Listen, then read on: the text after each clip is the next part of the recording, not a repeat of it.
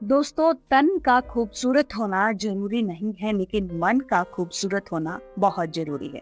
मैं हूँ आपके साथ आरजे इंदु, रजनी के माथे की बिंदु। और आज आपके लिए कहानी लेकर आई हूँ, सच्चा प्यार। एक बार एक व्यक्ति ने बहुत ही सुंदर सी लड़की से शादी की।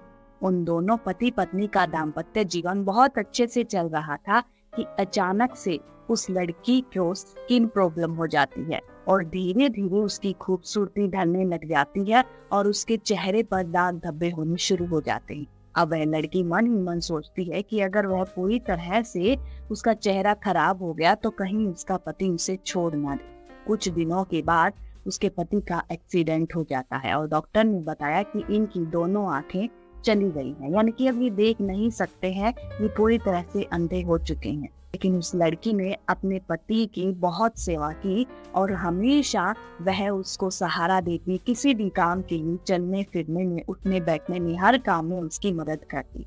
तो उनका जो दाम्पत्य जीवन था वो यूं का यूं बना रहा, क्योंकि ना ही तो वह अपनी पत्नी को देख सकता था और उसकी पत्नी भी यह निश्चिंत हो रही थी कि उसके पति अब उसको देख नहीं पाते हैं, उसकी जो बदसूरती है वो उसको नहीं देख पाते हैं। धीरे धीरे वह लड़की पूरी तरह से, उसका चेहरा खराब हो जाता है और एक दिन अचानक उसकी मृत्यु हो जाती है। अब उसका पति उसका अंतिम संस्कार करने के बाद दूसरे शहर में जाना चाहता है। जैसे ही वो चलता है तो पीछे से एक आदमी आवाज देता है। वह कहता है कि भाई साहब, अब आपका सहारा कौन बनेगा? जब आपकी पत्नी थी तो आपका हर काम आप अपनी पत्नी के सहारे आसानी से कर लेते थे, लेकिन अब तो आपको बहुत बड़ी समस्या होगी। तब वह कहता है कि मैं अंधा नहीं हूँ। तब वह आदमी एकदम से चौंक जाता है, लेकिन आपने इतने साल अंधे होने का ढोंग क्यों किया, नाटक क्यों किया?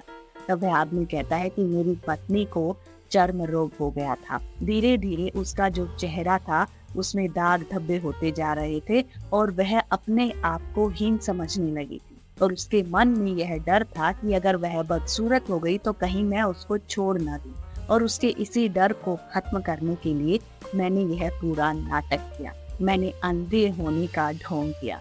उस आदमी की आंखों में आंसू आ जाते हैं।